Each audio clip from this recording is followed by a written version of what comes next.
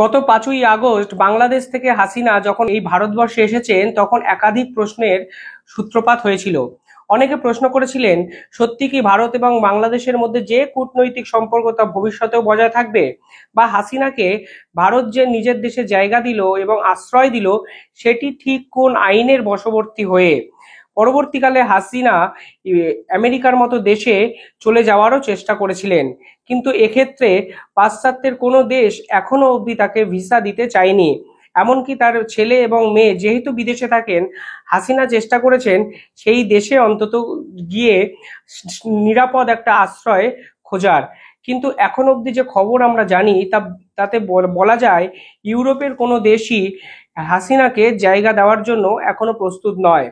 পরবর্তীতে ভাবা হয়েছিল যদি আরবের কোনো দেশে শেখ হাসিনাকে একটা জায়গা দেওয়া হয়। ভারত সরকার বা হাসিনা যদিও এই বিষয়ে এখনো কেউ সরকারিভাবে মুখ খোলেনি, কিন্তু এখানেই যে প্রশ্ন সব থেকে বেশি উঠে এসছে তা হলো, আর কতদিন ভারতে থাকতে পারবে শেখ হাসিনা। আপনারা জানেন, নরেন্দ্র মোদী ভারতবর্ষের দায়িত্ব নেওয়ার পর প্রতিবেশী দেশগুলোর সম্পর্কে বা প্রতিবেশী দেশগুলোর সঙ্গে ভীষণ মাত্রায় রাজনৈতিক এবং কূটনৈতিক সম্পর্ক বাড়ানোর জন্য জোর দিয়েছিলেন। কিছু ক্ষেত্রে উনি নেইবার ফার্স্ট এ ধরনের কথাবার্তাও বলেছিলেন। এই ভারত সরকারের ঘোষিত নীতি নেইবার ফার্স্ট আলটিমেটলি এখন কোন পর্যায়ে আছে তা আমি নিঃসন্দেহে একটা আলাদা ভিডিওতে জানাবো। কিন্তু যদি দেখেন, শেখ হাসিনাকে নিজের দেশে জায়গা দেওয়া নিয়ে ভারত এবং বাংলাদেশের যে সম্পর্ক হওয়া উচিত ছিল, এখনো অবধি সম্পর্ক সেরকম তিক্ত জায়গায় যায়নি। বাংলাদেশ সরাসরি শেখ হাসিনার বিরুদ্ধে আন্তর্জাতিক ট্রাইব্যুনালে বিচার ব্যবস্থা শুরু করেছে। শেখ হাসিনা সহ একাধিক নেতা মন্ত্রীর বিরুদ্ধে অসংখ্য মামলা দেওয়া হয়েছে, যার বিরুদ্ধে অনেকে প্রতিহিংসাপরায়ণ রাজনীতির মতো অভিযোগ তুললেও বাংলাদেশের ইউনিট সরকার আইন আদালতের যে কার্যপ্রণালী তা পরবর্তীতেও কন্টিনিউয়েশন অর্থাৎ চলবে বলে বিভিন্ন জায়গায় জানিয়েছে। এইবার প্রশ্নটা হলো, শেখ হাসিনা ঠিক কিসের উপর ভিত্তি করে ভারতবর্ষে আছেন এবং আর কতদিনই বা ভারতবর্ষে তিনি থাকতে পারবেন। এ বিষয়ে ফের আরো একবার মুখ খুলল ভারত। গত 16ই আগস্ট যে সাপ্তাহিক সাংবাদিক সম্মেলন হয়, সেখানে ভারতের পররাষ্ট্র মন্ত্রণালয়ের যে সাংবাদিক সম্মেলনে ভারত পরিষ্কারভাবে জানিয়েছেন এ বিষয়ে তারা নতুন কিছু সরকারিভাবে বলবে না। কিন্তু সূত্র মারফত বিভিন্ন তথ্য বিভিন্ন নিউজ চ্যানেল থেকে বিভিন্ন পোর্টালে ঘলাও করে লেখা হচ্ছে। কি বলছেন তারা? বলছে শেখ হাসিনা যে ভিসায় ভারতে আছে সেই ভিসার সংশোধিত আইন নাকি 2018 সালে 15ই জুলাই করা হয়েছিল। কি সেই ভিসা? 2018 সালের 15ই জুলাই ভারত এবং বাংলাদেশের মধ্যে কি বা চুক্তি হয়েছিল? আপনারা যদি দেখেন, ভারতবর্ষের তৎকালীন বিদেশ সচিব ব্রজরাজ শর্মা বিশেষ সচিব ছিলেন সে সময়, বাংলাদেশের সঙ্গে এই আইনটি সংরক্ষণ বা স্বাক্ষরিত করেছিলেন। কি এই আইনটি? এবং তৎকালীন প্রধানমন্ত্রী ছিলেন বাংলাদেশের শেখ হাসিনা এবং নরেন্দ্র মোদী। তারা বলেন দুই দেশের যারা রাজনৈতিক পদে আছেন, তারা যে কোনো দেশে অ্যারাইভেল ভিসাতে 45 দিন থাকতে পারবেন। আমি একটু সরকারিভাবে এই বিষয়টা আপনাদেরকে বলে দেওয়ার চেষ্টা করছি। এই ভিসাটির নাম হলো ডিপ্লোম্যাটিক এবং অফিসিয়াল ভিসাস। এই সরকারি চুক্তিটি স্বাক্ষরিত হয়েছিল 2018 সালের 15ই জুলাই। ঠিক হয়েছিল প্রতি 5 বছর অন্তর এই চুক্তির নবীকরণ হবে, এবং সেই কথা মেনেই এবছরের গোড়ার দিকেই এই চুক্তিটি ভারত এবং বাংলাদেশের মধ্যে আরো একবার স্বাক্ষরিত হয়। সম্ভবত শেখ হাসিনা এই ভিসার সুবিধা নিয়েই ভারতবর্ষে কিন্তু আছেন। এই ভিসায় কি লেখা আছে? এই ভিসায় লেখা আছে, visas free from regime is agreed on reciprocal basis for holders of diplomatic and official passport for a period up to 45 days stay। অর্থাৎ পরিষ্কারভাবে বলা হলো, যারা ডিপ্লোম্যাটিক কার্যকলাপে যুক্ত বা রাষ্ট্রের প্রধান বা যারা রাজনৈতিক বা যারা ডিসিশন মেকার, পলিসি মেকার, তারা যে কোনো দেশে গিয়েই 45 দিন বিনা ভিসায় অর্থাৎ এই আইনের আওতায় থাকতে পারবেন। শেখ হাসিনা যেহেতু বাংলাদেশের প্রাক্তন প্রধানমন্ত্রী ছিলেন, সম্ভবত যখন এই ভিসার তিনি সুবিধা নিয়েছিলেন তখনও তিনি প্রাক্তন প্রধানমন্ত্রী হননি বা হয়েছেন এই বিষয়ে ভারত কোনো নির্দিষ্ট মতবাদ পোষণ করেনি।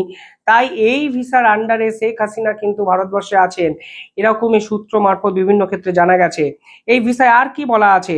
পরিষ্কারভাবে বলা আছে, diplomatic and consular official posted in their respective diplomatic missions will be given multiple entry visas without restriction on number of entries after arrival, which validity period of their tenure. অর্থাৎ পরিষ্কারভাবে বলা গেছে এই ভিসায় তারাই সুযোগ সুবিধা পেতে পারেন যারা ডিপ্লোম্যাটিক কিছু সিদ্ধান্ত নিতে পারেন, এবং ভিসা অন অ্যারাইভেল অর্থাৎ এই দেশে আসার পরেও ভিসাটা কিন্তু অনুমোদিত হতে পারে। এরকমই একটি চুক্তি কিন্তু করে গেছিলেন শেখ হাসিনা এবং বর্তমানের প্রধানমন্ত্রী ভারতের প্রধানমন্ত্রী নরেন্দ্র মোদীর সাথে। এই ভিসা অর্থাৎ ডিপ্লোম্যাটিক এবং অফিসিয়াল ভিসার সুবিধার্থে কিন্তু এই শেখ হাসিনাকে কিন্তু ভারত জায়গা দিয়েছে, এই রকম সূত্র মারফত বলা আছে। কিন্তু উল্লেখযোগ্য বিষয় হলো এই ভিসার মেয়াদকাল কিন্তু 45 ডেজ, অর্থাৎ 45 দিনের পরে এই ভিসা কিন্তু আর কার্যকর থাকবে না। এক্ষেত্রে ভারত সরকার কি ভূমিকা নেয় সেটাই কিন্তু আমরা দেখবো, অধীর আগ্রহে বসে আছি। বলে রাখা দরকার হাসিনার সঙ্গে তার বোনও আছেন, কিন্তু তার বোনের ভারতে জায়গা দেওয়ার জন্য কোনো অসুবিধার মধ্যে পড়বে না, কারণ তার বোনের আমেরিকার ভিসা আছে, অর্থাৎ তিনি ট্যুরিস্ট ভিসা অর্থাৎ ভারতে যারা ঘুরতে আসে ট্রাভেলার ভিসা যেটাকে বলা হয়, সেই ভিসার অনুমোদন নিয়ে যতদিন খুশি থাকতে পারেন, কিন্তু সমস্যায় কিন্তু পড়তে পারেন শেখ হাসিনা। শুধু তাই নয়, আপনি যদি এই ভিসার আরেকটু ক্লজ দেখেন ভ্যালিডিটি এবং রিভিউ, এই পয়েন্টটা ভালো করে আপনারা বোঝার চেষ্টা করুন। পরিষ্কার লেখা আছে this arrangement shall take effect of from the dates of his signing and remain valid for a period of 5 years thereafter।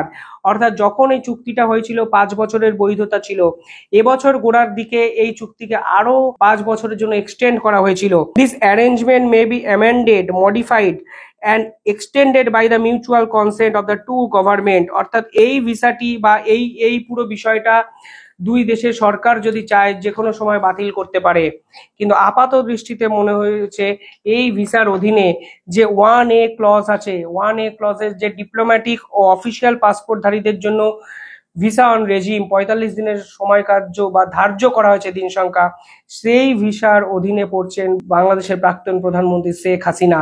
এখানেই প্রশ্ন হলো, যদি 5ই আগস্ট তিনি ভারতবর্ষে আসেন, 45 দিন যদি হয়ে যায়, তাহলে এখনো কিন্তু তিনি 1.5 মাসের কাছাকাছি একটা সময় পিরিয়ডে ভারতে থাকতে পারবেন। মানে 1 মাস যদি দেখেন, 1 মাসে আরেকটু বেশি সময়, 1 মাস 5-10 দিন কিন্তু তিনি এখনো ভারতে থাকতে পারবেন। এখানেই প্রশ্নটা হলো, এরপরে শেখ হাসিনার গন্তব্য কি? এই ভারত সরকার অফিসিয়ালি বা অনঅফিসিয়ালি যে তথ্য বিভিন্ন জায়গায় সার্কুলেট করা হচ্ছে, বিভিন্ন নিউজ মিডিয়ায় রিপোর্ট এসছে, বিবিসির মতো নিউজ পেপারও এই রিপোর্টটি ফলাও করে ছাপিয়েছে, ফলে নিঃসন্দেহে এই প্রশ্ন উঠছে, আর 1 মাস পরে শেখ হাসিনার গন্তব্য কি হবে? ইতিমধ্যেই ভারত সরকারের প্রধানমন্ত্রী ইউক্রেন সফরে গেছে, ওখানে রাশিয়ার সাথে ইউক্রেনের যে পরিস্থিতি এখন আছে, যুদ্ধ বিধ্বস্ত একটা পরিস্থিতি, সেই পরিস্থিতির উপরেও আমরা বিভিন্ন নিউজ করব।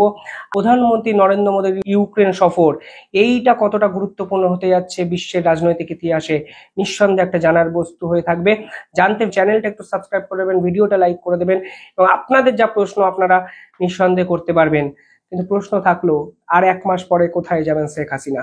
দেখতে থাকুন দ্য ইন্ডিপেন্ডেন্ট বেঙ্গল। ধন্যবাদ।